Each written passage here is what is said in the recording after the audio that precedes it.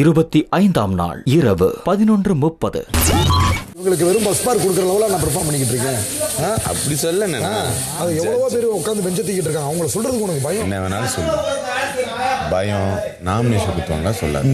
ஏதோ ஒன்று சொல்ல நான் தப்பா சொல்லிட்டேன்னு சொல்லு, நான் ஏத்துக்கிறேன். சரி, ஓகே. என்ன பாரு, நாமினேஷன் பாஸ் இருக்கா என்கிட்ட? இல்ல. இருக்கா? 4 வாரம் இருந்துச்சா? 4 வாரம் பிபி ஹவுஸ்ல யார் இருக்கா? யார் இருக்கா? எல்லாம் நம்ம ஹவுஸ்மேட்ஸ் தான் இருக்காங்க. நானும் தானே இருந்தேன். அவனுங்க குத்தாதான் அவனுங்க இஷ்டம்.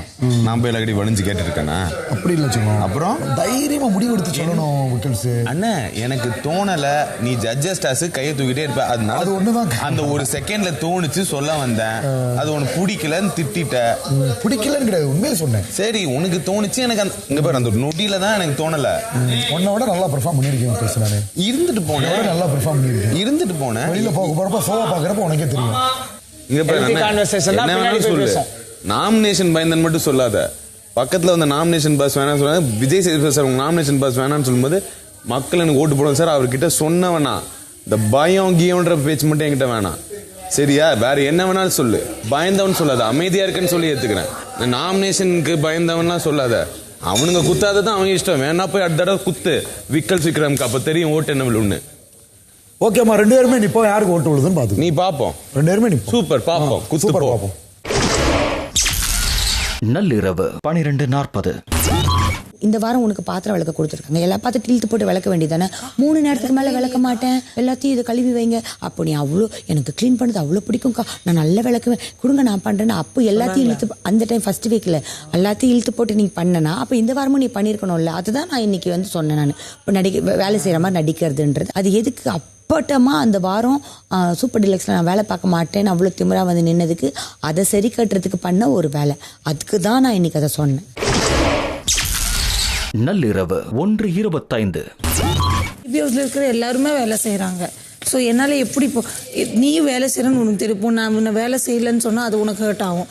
அப்படி தான் என்ன நான் பார்த்த வரைக்கும் இந்த வீக்கில் எல்லாரும் வேலை நல்லா தான் செஞ்சுருக்காங்க. எப்படி மனசாட்சி இல்லாமல் என்னால் வேலை செய்யலை, அவங்க சாப்பிட்டு தூங்குறாங்கன்னு என்னால் எப்படி சொல்ல முடியும்? எனக்கு அது மனசு வரல.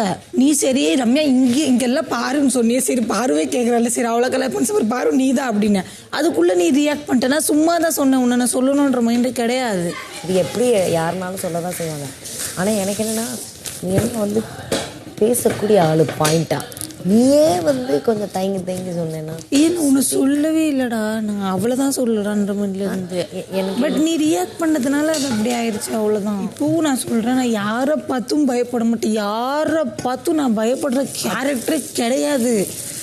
அந்த யாரும் சொன்னாங்களே எஃப்சேன்னு நினைக்கிறேன், அவள் எவ்வளோ பெரிய இதுன்னு எனக்கு தெரியும். அவள் வெளியில் இப்போ அதுதான் உண்மை. அதுதான் நான் ரவுடி பொம்பளை. நான் வெளில என்னை விட கேவலமான ஒரு பொண்ணு உலகத்திலேயே இருக்க மாட்டான். அவ்வளோ ஒரு கேவலமான ஜன்மம். நான் உள்ள வந்து நான் எல்லாத்தையும் அடுக்கிக்கிட்டு நான் என்னோட வீட்டுக்காகவும் எனக்கு இருக்கிற ஒரு இது மாற்றணுன்ற ஒரு இதுக்காக நான் வாழ்கிறேன். ஆனால் என்னை வாழ விடாமல் இப்படி பண்ணுறாங்க. என்கிட்ட வார்த்தை விட்டா அது நான் ரொம்ப பேடாக மாறிடுவேன். ஆனால் ஒரு சந்தோஷமான விஷயம் என்னென்னா, இன்னைக்கு இவ்வளோ நடந்தாலும் நான் ஒரு கெட்ட வார்த்தை பேசலை. அது ரொம்ப பெரிய விஷயம். 26ஆம் நாள் காலை 9:15. இந்த ஷோ எப்படின்னா, நம்ம டாஸ்க் எப்படி விளையாடுறோம், நம்ம கேரக்டர் எப்படி இருக்குன்னு. டாஸ்கை விடடா, டாஸ்க் கொஞ்ச நேரம் தான் ப்ளே பண்றோம். மெயினா கேரக்டர் தான் ப்ளே ஆகுதுல. அதுல நம்ம பிளஸ் ஓவரால் ஹவுஸ் பெர்ஃபார்மன்ஸ். நீ பேசவே சரி சொல்லுங்க. இப்ப நம்ம சண்டை போடுறோம், வெளியில தெரியுறோம் அப்படின்றதுக்கு மேட்ரு கிடையாதுங்க. நம்ம எப்படிப்பட்ட ஆளா இருக்கோம், எதுக்காக பேசுறோம், எதுக்காக சண்டை போடுறோம், நம்மளுடைய ரியல். இப்போ நிஜமா சொல்றேன், வந்த புதுசுல எல்லாரும் ஒரு கான்சியஸா இருந்தாங்க, சீரியஸ்லி கான்சியஸாக இருந்தாங்க. ஓகே நம்ம இன்னைக்கு ஏதாவது பண்ணி ஆகணும் அப்படி சொல்லிட்டு அப்படி எப்படி போய். ஆனால் இப்போ அந்த கான்சியஸ்னஸ் கொஞ்சம் கம்மியாக இருக்குது நிறைய பேர்கிட்ட. பீங் தெம்செல்ஃப், அவங்களா இருக்க ஆரம்பிக்கிறாங்க கொஞ்சம் 80% அந்த மாதிரி. ஸோ அப்படி இருக்கும்போது நிஜமாக நம்ம என்னவோ அதுதான் மக்கள் வந்து லைக் பண்ணுவாங்க. இங்கே வந்து நிஜமாக நல்ல பிளேயர்ஸ் வெளியில் போகிறாங்க அப்படின்ட்டுலாம் இல்லை.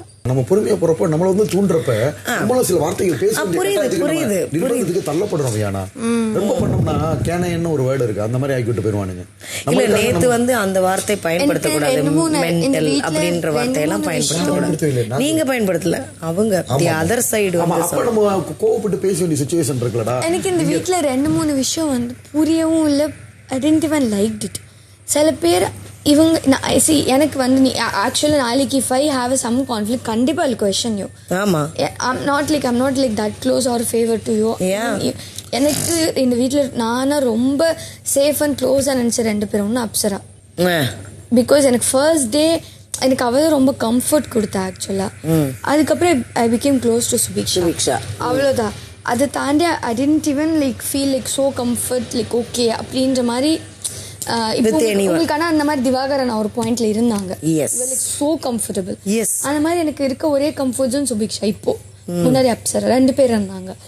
எனக்கு 2 பேர் இருந்தாங்க ஃபர்ஸ்ட். அதுக்கப்புறம் ஒரு ஆள் வந்து அப்படியே நெளிஞ்சு போயிட்டாங்க அங்கிட்டு.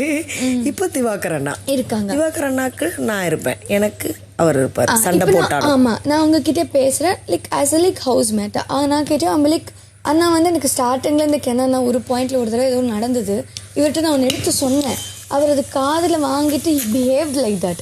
சின்ஸ் தட் எனக்கு அவர் பிடிச்சது. Okay is a person, okay நான் சொன்ன புரிஞ்சுக்கிறேன் அப்படி சொல்லிட்டு. இந்த வீட்டில் எனக்கு என்ன ஒன்று வந்து பிடிக்கல அப்படின்னா சில விஷயங்கள் சில வார்த்தைகள் அவங்கள பயன்படுத்துகிறாங்க. அப்போ எல்லாரும் சிரிக்கிறாங்க. நேற்று அதே வார்த்தை அவங்கள சொல்லும் போது அவங்களால தாங்க முடியலை. ரவீன்ராஜ் வந்து நீங்கள் வந்து நடிப்பு அறக்கணும் ஏதோ ஒன்று சொன்னீங்க. நடிப்பு அரக்கிருக்கன் அப்படின்னு ஏதோ ஒன்று சொல்லுவாங்க. ஆப்வியஸ்லி தப்பு தான். பட் அந்த வேர்டு இவங்களுக்கோ துஷாருக்கோ யூஸ் பண்ணுறாங்க. யூஸ் பண்ணும்போது சிரிக்கிறாங்க எல்லாரும். அவருக்கு பண்ணும்போது என் ப்ரொஃபஷ்னல் என்னுடைய ஆக்டிங் நீங்கள் அப்படி சொல்லாதீங்கன்னு சொல்கிறாங்க. அப்போ அப்படி சொல்கிறவங்க மற்றவங்க துஷார் அப்படி சொல்லக்கூடாதுல்ல. காலை 10:25.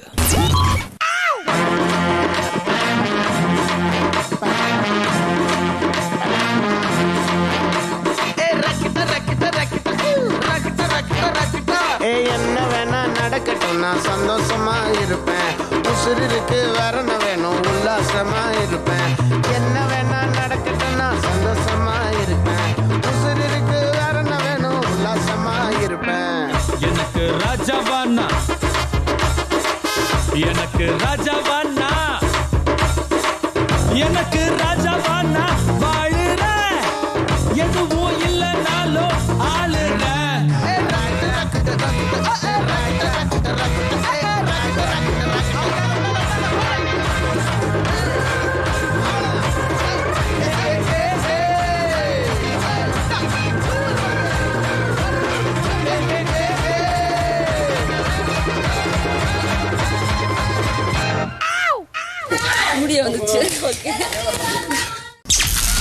காலை 11:25. பட் இன்னைக்கு வந்து கடந்து வந்த பாதையில் வந்து இருவர்கள் கதையை பகிர்ந்துக்க போகிறாங்க. அது வந்து திரு சபரி அவர்களும் திரு FJ அவர்களும் கைகளை தட்டி அவர்களுக்கு வாழ்த்துக்களை குறித்துக் கொள்வோம். இதை பார்த்து கொண்டிருக்கும் உலக தமிழ் மக்கள் அனைவருக்கும் என் முதல் கண் வணக்கம். நான் உங்கள் FJ. உன் வெற்றி தேடி நீ ஓட வேண்டும், சக மனிதனை வீழ்த்திட ஓடாதே, உன்னுடனே நீயும் போட்டி போடு, உன்னை மிஞ்ச யாருமே கிடையாது என்று என் முதல் உரையாடலுடன் தூங்குவதில் நான் சந்தோஷம் கொள்கிறேன். என்னை பற்றி சொல்லணும்னா என்னை பற்றி பெருசாக சொல்கிற அளவுக்கு நான் சாதிச்சிருக்கான்னு தெரியாது. ஆனால் கண்டிப்பாக ஒரு நாள் பெருசாக சாதிப்பன்ற லட்சியத்தோடு வாழ்ந்துட்டு இருக்க ஒரு சுதந்திர கலைஞன் நான்.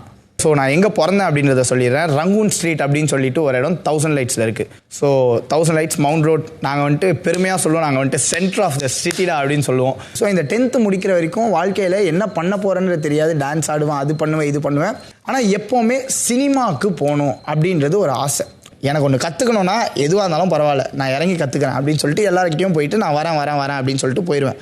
ஸோ அந்த மாதிரி போயின்னு இருக்கு. 2021 வரைக்கும் தெரியாது. ஃபஸ்ட் டைம் நான் வந்துட்டு ஓப்பன் மைக் அப்படின்ற ஒரு கான்செப்ட் சென்னையில் அப்போ தான் இன்ட்ரடியூஸ் ஆகுது.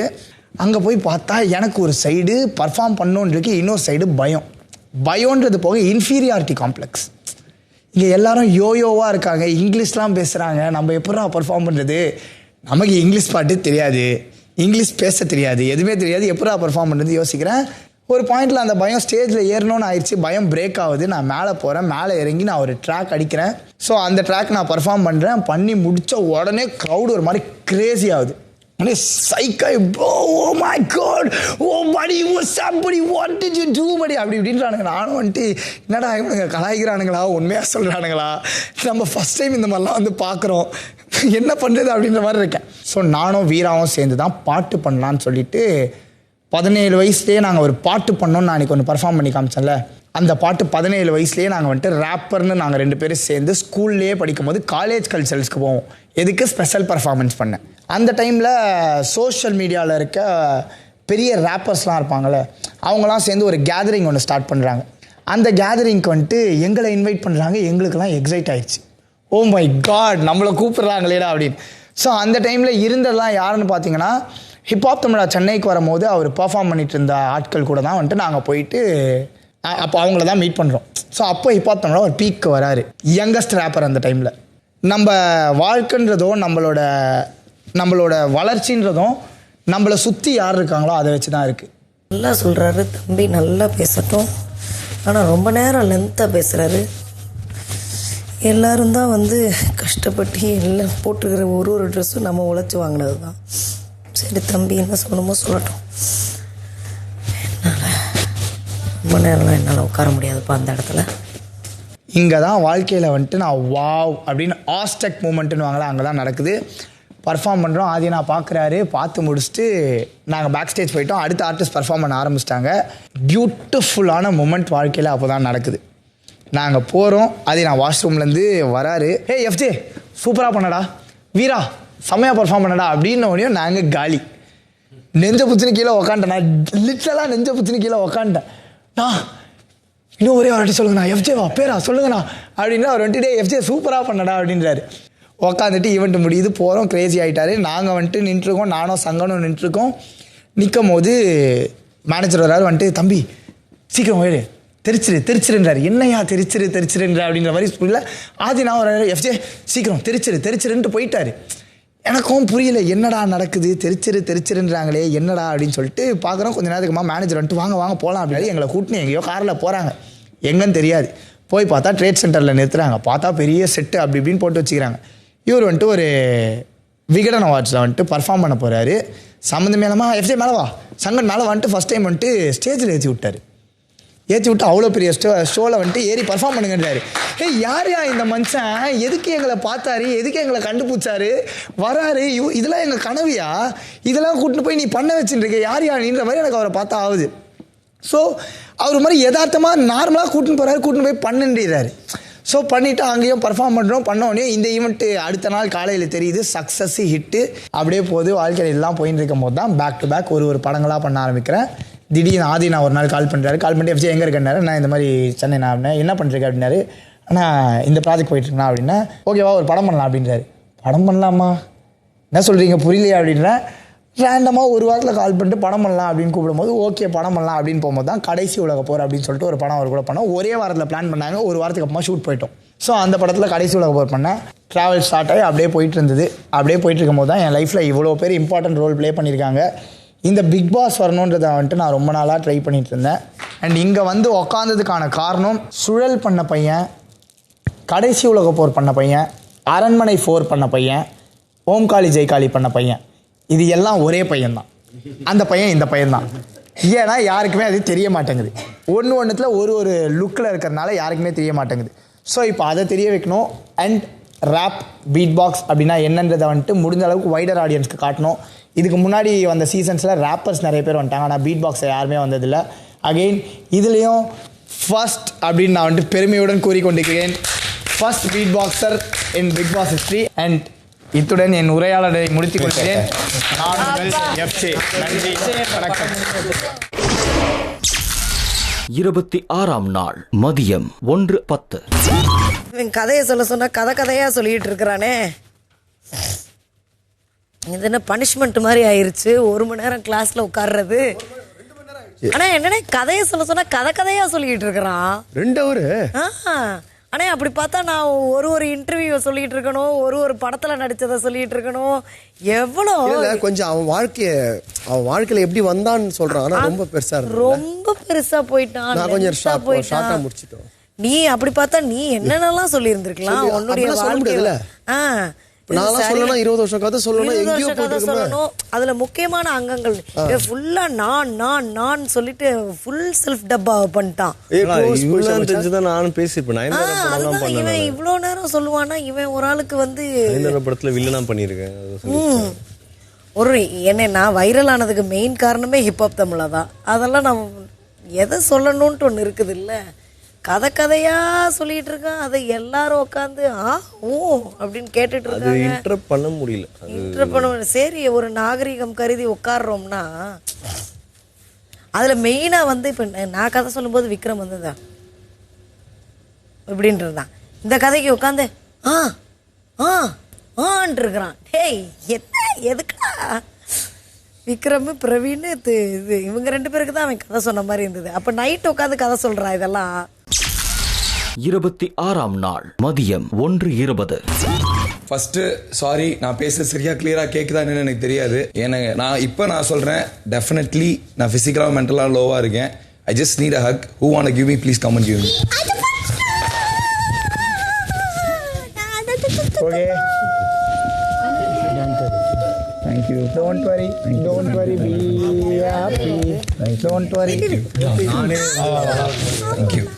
என் ஃபேமிலி இப்படிப்பட்ட ஃபேமிலினா, அப்பா அம்மா அக்கா நான். என் அப்பா அம்மா பற்றி சொல்லணும்னா, நான் பிக் பாஸ்லேருந்தே ஸ்டார்ட் பண்ணுறேனே.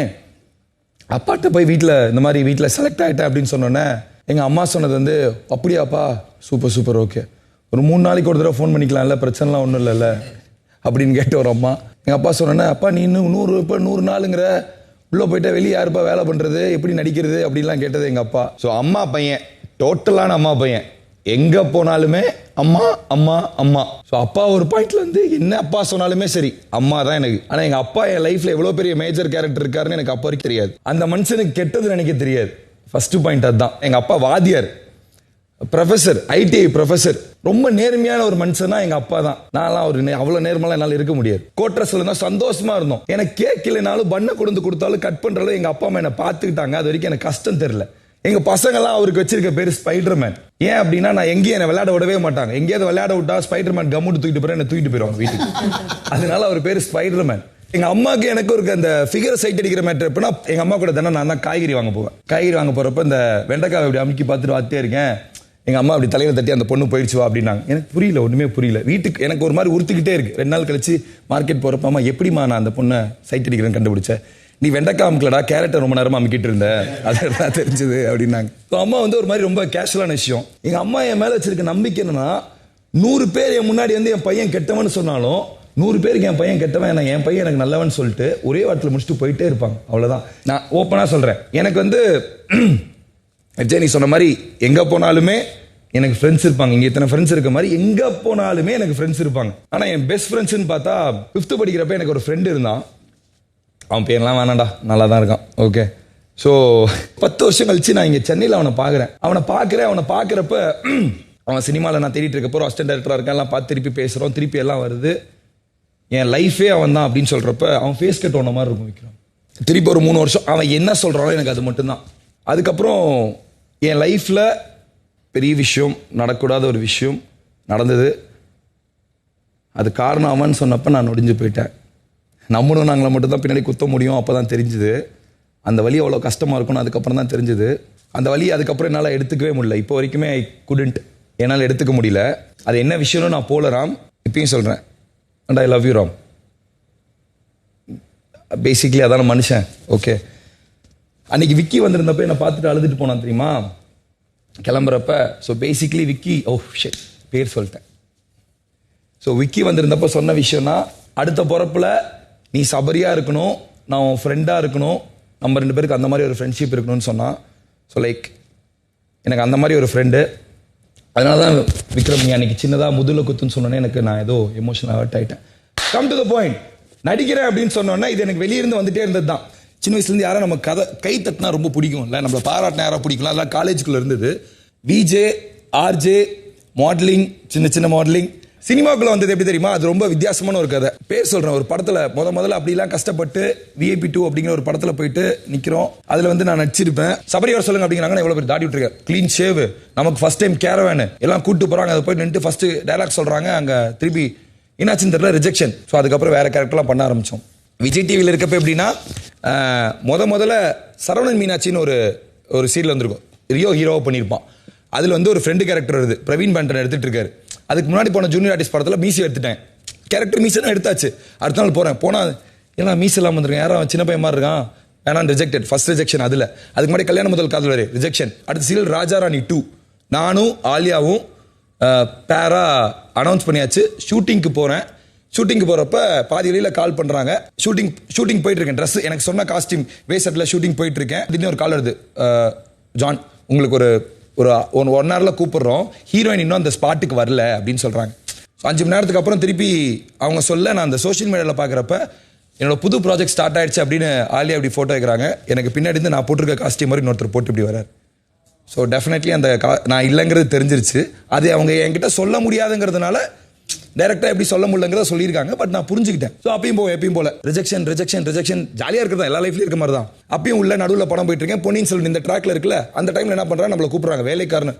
நமக்கு விஜய் டிவியில் கூப்பிடுவாங்க, இது என்ன 3வது வருஷமா வந்து நிற்போம், திருப்பி போடுவாங்க, ப்ரோமோ கூப்பிடுவாங்க, வரமாட்டாங்க. சத்தியமாக இதே நம்பிக்கையில் தான் வந்தேன். வந்து நின்று ப்ரொஃபஷன் முடிஞ்சு அடுத்த நாள் ப்ரோமோனாங்க. எனக்கு நம்பிக்கை இல்லை. ஏன்னா போன தடவை ப்ரோமோ போய் என்னாச்சு, நடுவில் நிப்பாட்டாங்க. இந்தியா அதே மாதிரி தானே ப்ரோமோ போயாச்சு. ஸோ எனக்கு அதோட எக்ஸைட்மெண்ட் எப்படின்னா, ஃபர்ஸ்ட் ஷாட் வந்து அதுக்கு முன்னாடி நீ சொன்னல கமல் சாருக்கு எடுத்த டீம் பிபின்னு, அதுக்கு முன்னாடி அந்த ஷூட் முடிச்சுட்டு அடுத்த நாள் அவங்க எடுக்கிற ஃபர்ஸ்ட் ப்ரோமோ என்னோட ப்ரோமோ. ஸோ இந்த கேமரா கமல் சாரை பார்த்துருக்கு, அடுத்த அந்த கேமரா க்ளோஸ் பண்ணி ஓப்பன் பண்ணால் என் முஞ்ச பார்க்குதுங்கிறப்ப ஒரு மாதிரி ஆகுது. ஓகே ஃபைன், வேலைக்காரன் எல்லாம் சொல்லிட்டு இருக்காங்க. ப்ரோமோ சபரிநாதன் அப்படின்னு சொல்லிட்டு வேலைக்காரன் இப்படி கும்பிடுறேன். ஓகேவா? ஸோ விஜய் டிவியில் வேலைக்காரனா உள்ளே வரேன். ஓகே, வந்ததுக்கப்புறம் என் வாழ்க்கை இப்போ வரைக்கும் சொல்கிறேன். நீங்களாம் சொன்னீங்களா விஜய் ப்ராஜெக்ட்னு சொல்லிட்டு, இப்போ சொல்கிறேன் நான் விஜய் ப்ராஜெக்ட் தான். இப்போ சொல்கிறேன் ப்ராடக்ட் தான். ஆமாம், நான் விஜய் ப்ராடக்ட் தான். எனக்கு வெளியே எங்கெங்கேயோ யாருமே எதுவுமே கொடுக்கல. இப்போ சொல்கிறேன், வேலைக்காரன் எனக்கு 2 வருஷம் போச்சு. 2 வருஷம் முடிச்ச அடுத்த 1 வாரத்தில் பாரதி கண்ணம்மா கமிட் ஆகிறேன். பாரதி கண்ணம்மா முடிஞ்ச அடுத்த 31ஆம் தேதி முடியுது, 1ஆம் தேதி பொன்னி கமிட் ஆகிறேன். இதுக்கு நடுவில் இருக்க எந்த கேப்லையுமே நான் விஜய் டிவியில் சும்மா இல்லை. ஆங்கரிங் பண்ணியிருக்கேன், ஸ்போர்ட்ஸ் ஈவெண்ட் பண்ணியிருக்கேன், வெளியே இருக்க ஈவெண்ட் பண்ணியிருக்கேன், ஸ்டோரி டிஸ்கஷனில் உட்காந்துருக்கேன், எல்லாமே பண்ணியிருக்கேன். இப்போ சொல்கிறேன், ஆமாம் ஆமாம் ஆமாம். ஆனால் யாருமே எனக்கு ரெக்கமெண்டேஷன் பண்ணது கிடையாது. இப்பயும் சொல்கிறேன், நீங்கள் எல்லாரும் விஜய் ப்ராஜெக்ட் தான். உன் வேலையை நீ ஒழுங்காக பார்த்தீங்கன்னா விஜய் டிவி கண்டிப்பாக எடுக்கும். அது விஜய் ப்ராஜெக்ட் தான், சத்தியமாக சொல்கிறேன். மதியம் 2:30. நான் உங்க எல்லாருக்கும் தெரியும், உங்களோட கடந்து வந்த பாதையை இங்க பதிவு செய்ய வாய்ப்பு கொடுக்கறதுக்கு முக்கியமான காரணம் இந்த வீட்டில் இருக்கவங்களும் மக்களும் உங்களை பத்தி தெரிஞ்சுக்கணும் அப்படிங்கிறது தான். இப்போ எல்லாரும் உங்க கதையை பதிவு செய்த நிலையில் ஹவுஸ்மேட்ஸ் அனைவரும் ஃபர்ஸ்ட் பாயிண்ட், எந்த 2 நபர்கள் இந்த டாஸ்கின் முக்கியத்துவத்தை புரிஞ்சுக்காம அவங்களுக்கு கொடுத்த வாய்ப்பை சரியா பயன்படுத்திக்கல? இது முதல் கேள்வி. புரிஞ்சுச்சா? எந்த 2 நபர்கள் கதை சொல்லும் போது ரொம்ப போரிங்கா இந்த கதையை சொல்லி எங்க நேரத்தையும் மக்கள் நேரத்தையும் வீணடிச்சிருக்க வேண்டாம்னு தோணுச்சுன்னு சொல்லணும். அதன் பிறகு பிக் பாஸ் கண்டஸ்டன்டா பெஸ்டா கதை சொன்ன 2 நாமினேஷன் ஃப்ரீ பாஸ் கொடுக்கணும். 26ஆம் நாள் மதியம் 2:35. இதோட முக்கியத்துவம் புரியாம சொன்ன 2 பேர்ல நான் முதல் துஷார் சொல்லுவேன். துஷார், உன் கதையில வந்து நீ உன்னோட மோட்டிவேஷன் என்ன, எதுக்காக இங்க வந்திருக்க, இது எவ்வளவு முக்கியன்ற மாதிரி இல்லை. நிஜமாலே கடந்து வந்த பாதைன்ற மாதிரி தான் இருந்துச்சே தவிர்த்து கடந்து வந்த பாதையில என்ன சொல்ல வந்தன்றது எனக்குமே புரியல. 2வது சபரி சொல்றேன். சபரி, உங்க கதை நிறைய இன்ஸ்பைரிங்கா இருந்தாலுமே எது பாயிண்ட்னு எனக்கு சத்தியமா அவ்வளோ இதுவா புரியல. போரிங்கா சொன்ன 2 பேர்ல அண்ணன் திவாகரனை அது ஒன்னு இருந்துச்சுண்ணே, ரொம்ப நேரம் போய்கிட்டே இருந்துச்சு. அண்ணே நல்ல கைத்தட்டிலாம் பார்த்து நிறுத்துவியான்னு, நீ நிறுத்தாத மாதிரி போயிட்டே இருந்துச்சு.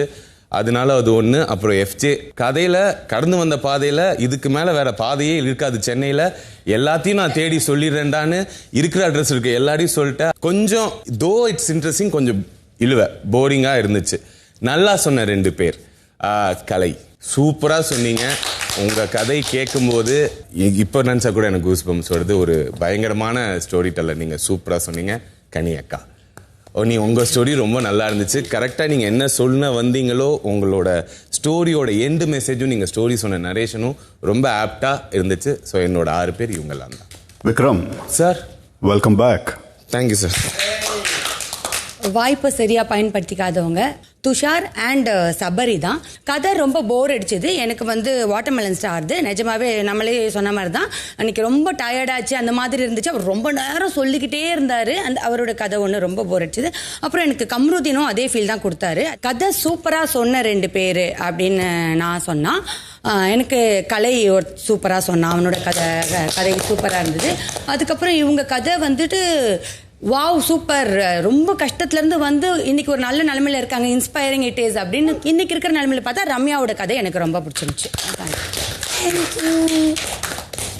இந்த ஸ்டோரி டெல்லிங்கோட முக்கியத்துவத்தை புரிஞ்சுக்காதல முதல் நபராக சபரி அவர்களை தேர்ந்தெடுக்கிறேன். இரண்டாவது எஃப்ஜே அவர்களை தேர்ந்தெடுக்கிறேன். போர் அடிச்சு அப்படிங்கிறதுல ஃபர்ஸ்ட் வாட்டர்மெலன் நான் சொல்கிறேன். இரண்டாவது வந்து துஷார்து. ஸோ ஸ்டோரியை சூப்பராக சொன்னதில் வியானா அவர்களை தேர்ந்தெடுக்கிறேன். ஒரு பெண்ணாக இருந்து இவ்வளோ அருமையாக பண்ணினாங்க. ஸோ அதே மாதிரி ரம்யா அவர்கள்.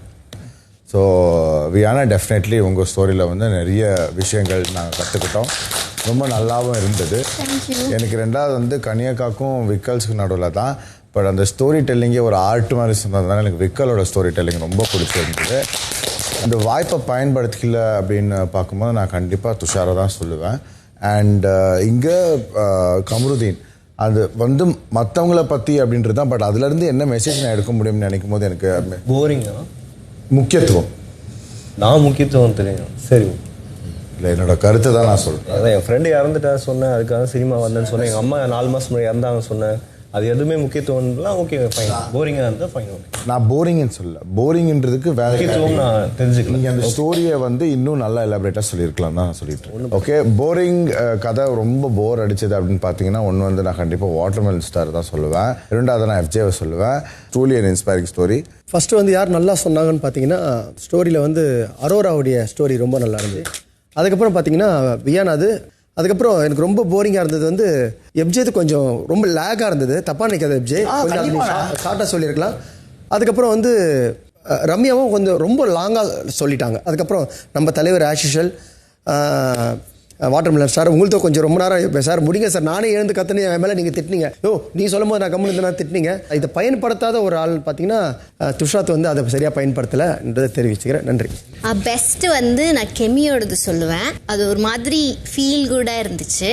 அண்ட் த செகண்ட் பெஸ்ட் வந்து விக்கல்ஸ் நான் சொல்லுவேன். அது கரெக்டாக யூஸ் பண்ணிக்கிட்டாரு. புரிஞ்சுக்காமல் இருக்கிறது நான் அகெயின் துஷார் சொல்லுவேன். துஷாரோடது வந்து ஒரு ஃபீல் குட் மூவி பார்த்த மாதிரி இருந்துச்சு, ஒரு பாய் லைஃப் பார்த்த மாதிரி இருந்துச்சு. And Ramya, I'm sorry Ramya, உங்கள் ஸ்டோரியில் நிறைய பர்சன் இன்வால்வ் ஆயிருக்காங்க.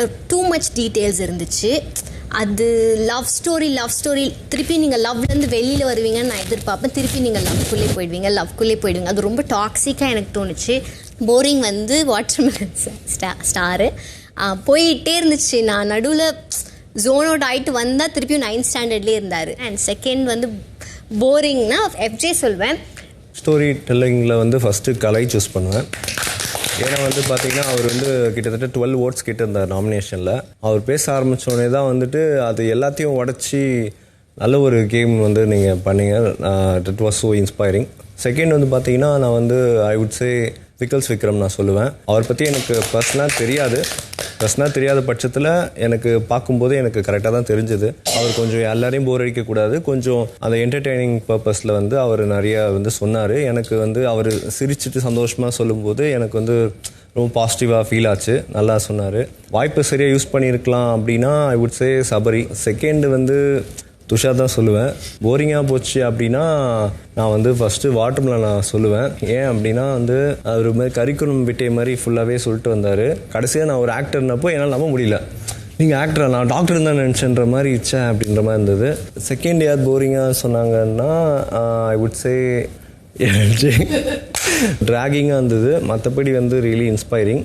பெஸ்ட் ஸ்டோரி அப்படின்னு பார்த்தீங்கன்னா நான் வியானாஸோட ஸ்டோரி சொல்லுவேன். ஏன்னா ரொம்ப ஸ்ட்ராங்காக இருந்துச்சு. குட் ஆட்டிடியூட், நல்ல எண்ணங்கள். நெக்ஸ்ட்டு வந்து சுபிக்ஷா, ஒரு பொண்ணு கடலுக்குள்ளே போய், ஏன்னா வியானா மாதிரியே சுபிக்ஷாவும் அவங்க அம்மா அப்பாவை பார்த்துருக்காங்க. அந்த பாயிண்ட்டை யாருமே நோட் பண்ணல. ஒரு சின்ன பொண்ணு இவ்வளோ ஸ்ட்ராங்காக இருந்து பண்ணி அதுக்கப்புறம் வந்து அவங்களுக்கு வந்து ஆக்சுவலாக வந்து பார்த்தீங்கன்னா ஆப்போசிட்டியும் ரொம்ப எதிர்கொண்டிருக்காங்க. அதுக்கப்புறம் வந்து பார்த்தீங்கன்னா இதை வேஸ்ட்டு பண்ணிட்டாங்க அப்படின்னதுனா சாரி பாரு. ஏன்னா விஜய் ஒரு கடந்த வந்த பாதைகள் வந்து என்னை விட ரொம்ப ஸ்ட்ராங்கான பர்சன், நிறைய விஷயங்களை ஸ்ட்ராங்காக ரெப்ரசன்ட் பண்ணல. ஸோ பாரு ஒன்று சொன்னேன். ரெண்டாவது வந்து சரியாக பயன்படுத்திக்கல அப்படின்னா ரம்யா சொல்லலாம். என்ன ரீசர்ச் இல்லை, ரம்யா சொன்ன ரீசன் என்னென்னா அவங்களோட டேலண்ட்ஸை நிறைய எக்ஸ்போஸ் பண்ணியிருக்கலாம். அது ரீசன் தான், வேறு ஒன்றும் கிடையாது. ஸோ அந்த இது முடிஞ்சு. மூணாவது ஒரு விஷயம் என்ன அப்படின்னு பார்த்தீங்கன்னா போரிங் பார்த்தீங்கன்னா உண்மையிலே எஃப்ஜேவோட உண்மையிலே போர் ஆரம்பிச்சிடறாங்க. நான் இல்லாட்டி சொல்ல மாட்டேன், ரொம்ப லாங் டியூரேஷன் போனனால அப்படி மாதிரி சொன்னேன். அப்புறம் யாரோரா மேடம் ஸ்டோரி சொல்லலாம். என்ன ரீசன், மேடமோட பிரச்சனை பெரிய பிரச்சனை மாதிரி தெரியல, நிறைய எக்ஸ்பெக்ட் பண்ணேன். பட் அதை வந்து ஒரு விஷயம் சொல்லலாம். தேங்க்யூ. நான் பெஸ்ட்டு அப்படின்னு பார்த்தா சுபிக்ஷா சொல்லுவேன். ப்ரெசன்டேஷன் ரொம்ப நல்லா சொன்னால் நான் ஒரு விதத்தில் லைஃப்பில் என்ன கஷ்டப்படுறேனோ அவள் ஒரு விதத்தில் அதே மாதிரியான கஷ்டங்கள் பட்டு இந்த ஸ்டேஜில் வந்து நின்று இருக்கா. அது ஈச் அண்ட் எவ்ரி திங் டீட்டெயில்டாக எக்ஸ்ப்ளனேஷனாக ஷார்ட் எவ்வளோ முடியுமோ அப்படி சொன்னால். ரெண்டாவது பிரவீன்ராஜ் அவங்க வேற ஒரு ஜோன் ஆஃப் வேர்ல்டில் இருந்து அவங்களே ஒருத்தவங்க ரொம்ப நாளைக்கு நம்ம ஒரு மாதிரி இருந்து டக்கு நம்மளை மாற்றிக்கிறது ரொம்ப கஷ்டம்.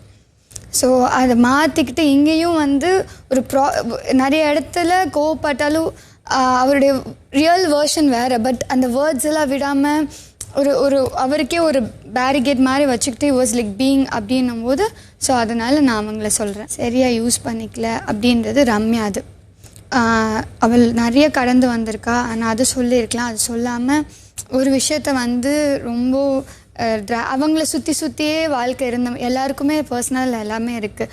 ஸோ அது சொல்லாமல் அந்த மாதிரி பண்ணாமல் இருந்திருக்கலாம். நான் ஒரே ஒன்று சொல்கிறேன். இத்தனை பேர் சொன்னீங்க, எனக்கு இது ஹர்ட் ஆகுது. என் உலகமே அவன் மட்டும்தான் தான் இருந்தேன். அதனால தான் நான் அவனை சுற்றி வந்தேன். நான் அந்த ஸ்டோரி சொல்கிறதுக்கு காரணம் என்னன்னா, நான் எவ்வளோ கஷ்டப்பட்டிருக்கேன்னு அவனுக்கு திருப்பி ஞாபகப்படுத்தி அவன் அப்படி கஷ்டப்படுத்தாலும் அவனை விடாமல் இவ்வளோ தூரம் நான் வந்திருக்கேன் அதை வெளிப்படுத்தினேன். அவ்வளோதான். சிம்பத்தி இல்லை, எனக்கு அழுகு வந்துச்சு, நான் அழுது. அவ்வளோதான். அடுத்தது வந்து கமருதீன் சொல்வேன். அவர் சொன்னது எல்லாமே ரொம்ப இம்பேக்ட்ஃபுல், ரொம்ப கஷ்டமாக அதெல்லாமே இருந்தது.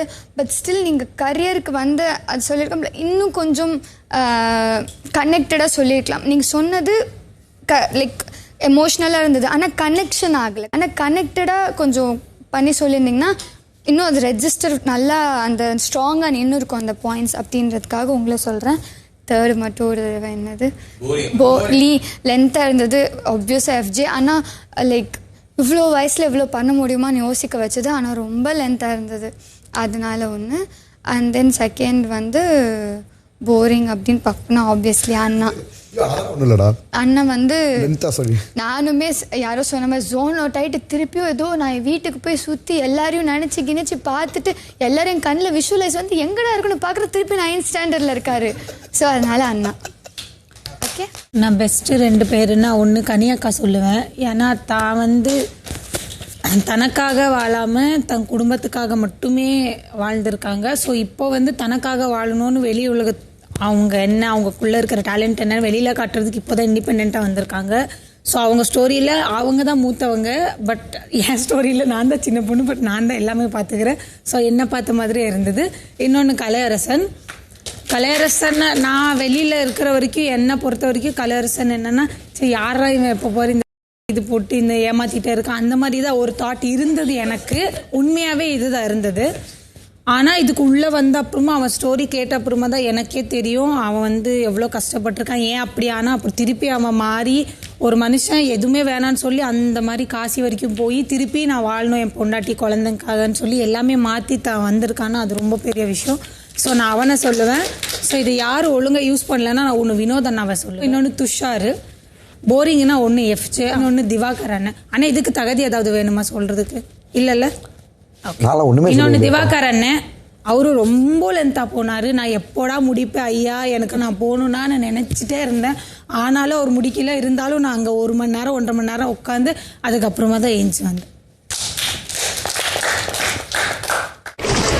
கடந்து வந்த பாதையில் 2 சிறந்த நபர்கள் கதை சொன்னது வகையில் பார்த்தீங்கன்னா கலையரசனும் கனிதிரு அவர்களும். கனி கலை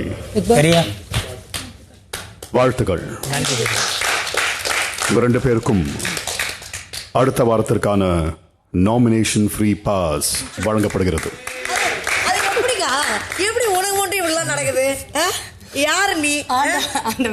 தொடர்ந்து 5வது முறையாக எப்படி? சூப்பர் வாழ்த்துக்கள்.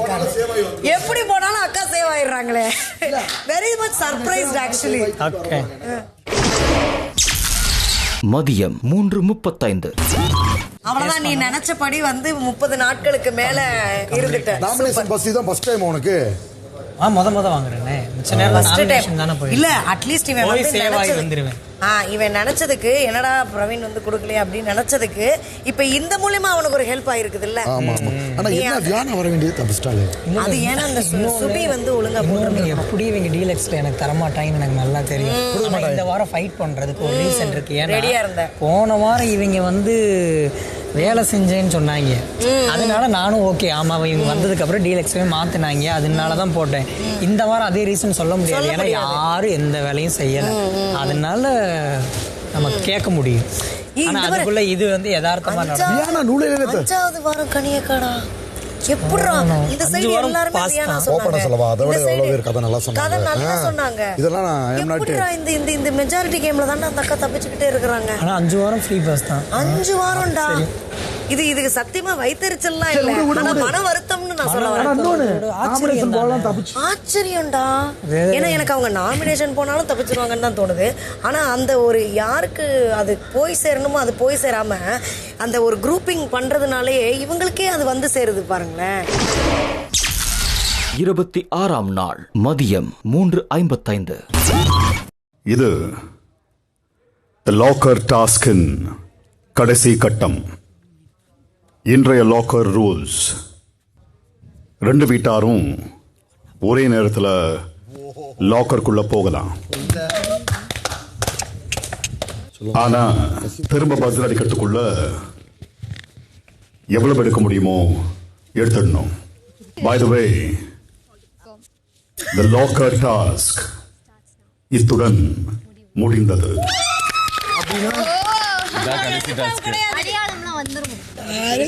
பயப்பிரியா குமார்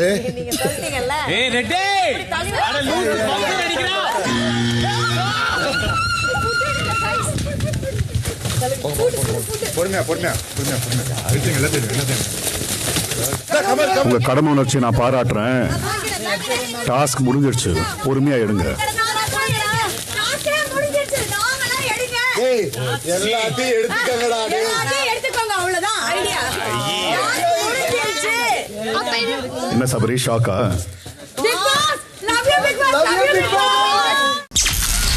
26ஆம் நாள் மாலை 6:55. இந்த வாரத்திற்கான ரிவ்யூ. உங்களை ஜட்ஜ் பண்ண வேண்டியது உங்க மனசாட்சி மட்டுமே. உங்களை நீங்களே ஜட்ஜ் செய்து கொள்ள ஒரு சான்ஸ். இந்த ஷோல நான் என் ஃபுல் பொட்டன்ஷியலோட கேமை விளையாடிட்டு இருக்கேன் அப்படின்னு நினைக்கும் நபர்கள் எழுந்து பிளாஸ்மாக்கு லெஃப்ட் சைடில் உட்காருங்க. பிளாஸ்மாக்கு லெஃப்ட் சைடு வரும். ஓகே. கீழே இல்லைண்ணா. யோ பிளாஸ்மாவோட இதுல இருந்து வாயா. எஃப்ஜே, கலை, சபரி, வியானா, திவாகர், சுபிக்ஷா, கனி, ரம்யா. இறுதி முடிவா?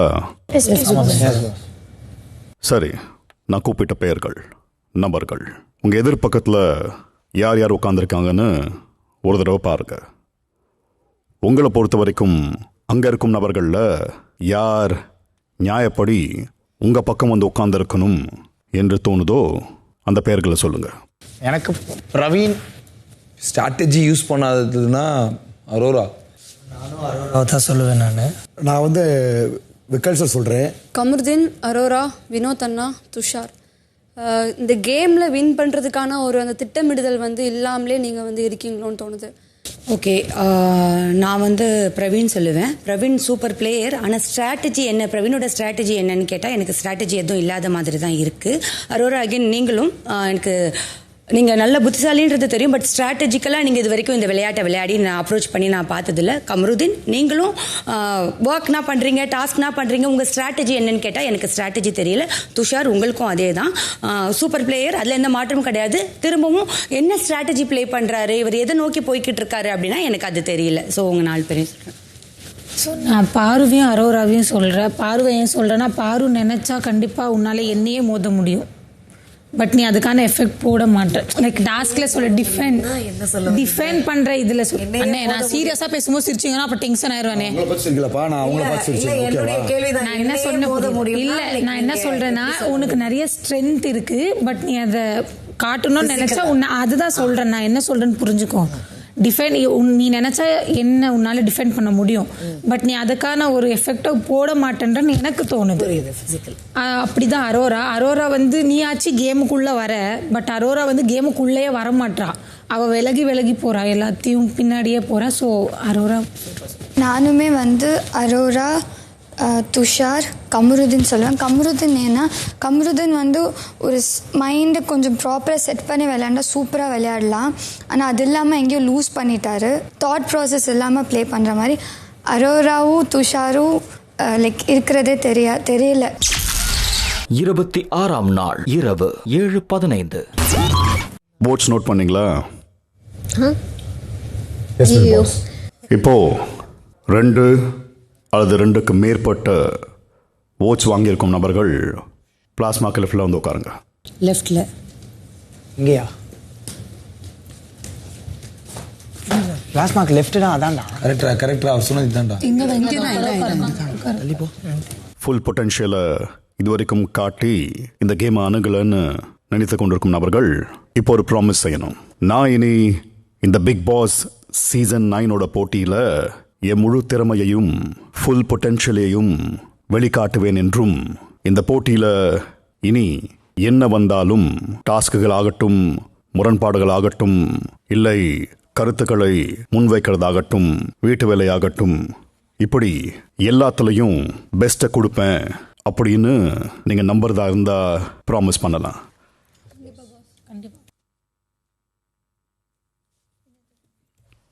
அப்படி இந்த ப்ராமிஸ் செய்ய முடியலன்னா அங்கேயே உட்காந்துருக்கணும். எந்த கட்டத்திலேயாவது இல்லை ரொம்ப டஃப்பாக இருக்கு, என்னால் ஈடு கொடுக்க முடியாது, விளையாட முடியாது அப்படின்னு நினைக்கும் நபர்கள் இப்போவே உட்காந்துடுங்க. ஏன்னா இதுக்கப்புறம் வரும் சவால்கள், டாஸ்குகள் உங்களை உடல் அளவுலையும் மனதளவுலையும் கடுமையாக சோதிக்கும். நான் இந்த வீட்டுக்குள்ளே வரும்போது இந்த கேம் இப்படி தான் இருக்கும்னு நினச்சி வந்தேன். ஆனால் அப்பாற்பட்டு வேற மாதிரி இருக்கு அப்படின்னு நினைக்கிறவங்க யாராவது இந்த கும்பலில் இருக்கீங்களா? ஸோ உங்க எல்லாருக்குமே இந்த போட்டி என்னன்னு தெரியும். அப்புறம் ஏன் பல பேர் டிப்ளமேட்டிக்காவே இருக்கீங்களே, அதுக்கு பதில் இருக்கா? Arora, answer. I don't see it, Arora. ஒவ்வொரு முறையும் பெஸ்ட் வர்ஸ்ட் அப்படின்னு ஒன்று செய்வோம். நல்லவங்க அதை சண்டையாக பார்க்குறீங்க, உண்மையானவங்க கருத்துக்களை முன்வைக்கும் களமாக பார்க்குறீங்க. That is the difference. இந்த கேள்வியை கேட்க வேண்டிய கட்டாயத்தில் நான் இருக்கேன். அதனால தான் நான் முடிவு பண்ணாமல் உங்கள் முடிவை உங்கள் கையிலேயே விட்டுருக்கேன். உட்காந்து யோசிங்க. வாரம் வாரம் நம்ம பெஸ்ட் வர்ஸ்ட் அப்படின்னு ஒன்று பண்ணுவோம். அதில் நிறைய கருத்துக்கள் முன் வரும். டிப்ளமசி இருக்கும், குரூப்பிசம்னு சில பேர் சொல்லுவாங்க, இப்படி பல கருத்து மோதல்கள். இதை மறந்துட்டேனே, தன்னையே சொல்லிக்கலாமான்னு கேள்விகள், இது எல்லாமே இருக்குது. சரி, இந்த வாரம் அதெல்லாம் வேண்டாம், உங்களையே உங்கள் திறமையை ஜட்ஜ் செய்ய சொல்லலாம் அப்படின்னு நினச்சி தான் இதோ உங்கள் முன் நான் வைத்த வார்த்தைகள், அதன் வெளிப்பாடு தான். இப்போவும் கவனிச்சிங்களா? ஒவ்வொரு அடியாக உங்களை கைட் பண்ண வேண்டிய கட்டாயத்தில் நான் இருக்கேன். ஸோ இந்த வாரம் there is no best worst. மெச்சூரிட்டியோட, let me repeat, மெச்சூரிட்டியோட இந்த கேம் அணுகுவீங்க. உங்கள் முழு திறமையையும் வெளிக்காட்டுவீங்க. எங்கேயுமே சோடை போக மாட்டீங்க. எந்த கணத்திலும், எந்த கருத்திலையும், எந்த முரண்பாடுலையும் நடுநிலை வகிக்க மாட்டீங்க அப்படின்னு உங்கள் கூட நீங்கள் குழந்தை பேசி ஒரு முடிவுக்கு வாங்க. வெளியே போனதுக்கப்புறமா நீங்கள் எல்லாருமே நல்லவங்க தான். தேவைப்பட்டா கருத்தை சொல்ல போகிறீங்க, இல்லைன்னா சொல்ல மாட்டீங்க. அந்த இடத்த விட்டு வெளியேறலாம். இந்த வீட்டில் அந்த சான்ஸே இருக்காது. இனி அப்படி நடந்தால் நானும் பார்த்து கொண்டு இருக்க மாட்டேன். நான் சொல்ல வேண்டிய எல்லாத்தையும் சொல்லிட்டேன். நீங்கள் உள்ளே வந்ததன் நோக்கத்துக்கும் இந்த நிகழ்ச்சிக்கும் உண்மையாக இருங்க. இப்போதிலிருந்து இது என் ரிக்வெஸ்ட் இல்லை, திஸ் இஸ் மை டிமாண்ட். ஒவ்வொரு சீசன்லையும் பார்த்துருக்கேன், ஒரு போட்டி மனப்பான்மை இருக்கும். இதுதான் முதல் சீசன், சீசன் 9 பெஸ்ட்டுன்னு சொல்லணும்னு உங்களை ஒருத்தர் கூட சொல்லவே இல்லை. அதுதான் எனக்கு ஏமாற்றமாக இருந்தது. So go reflect. இதுதான் time of your life. And my demand remains the same. Ramya, புரிஞ்சுதா? பாஸ். இது உங்ககிட்ட இருந்து நான் ரிக்வெஸ்டாக கேட்கல, இதுதான் வேணும்னு உரிமையாக கேட்குறேன். Yes Bigg Boss. ஓகே, கலையலாம். Thank you Bigg Boss. நான் டாஸ்கில் வெற்றி பெற்று நாமினேஷன் ஃப்ரீ பாஸை பெற்ற கலையரசன் மற்றும் கனி 4வது வாரத்தின் வீட்டு தலையான பிரவீன் ராஜ் தலையையே தலை சுற்ற வைத்த மோதல்கள். த லாக்கர் டாஸ்கில் தங்கள் ஆடைகளை இழந்து எந்த ஒரு லக்ஸரியும் இல்லாமல் இருந்த ஹவுஸ்மேட்ஸ். தொடர் சண்டைகள், சச்சரவுகள், நண்பர்களாக இருந்தவர்கள் எதிரியாகவும் எதிரியாக இருந்தவர்கள் நண்பர்களாகவும் மாறிய தருணங்கள். இந்த வார இறுதியில் வெளியேறப் போவது யார்? நாளை பார்க்கலாம்.